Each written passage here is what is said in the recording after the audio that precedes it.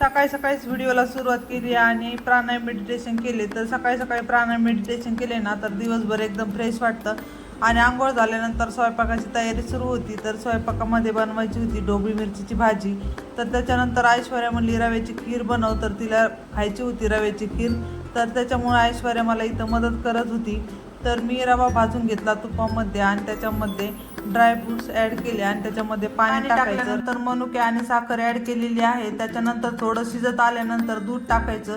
तर एकदम छान आणि टेस्टी खीर तयार होते अगदी 5 मिनिटांमध्येच। तर ऐश्वर्याला ना सगळ्या प्रकारच्या खीर खूप जास्त आवडतात।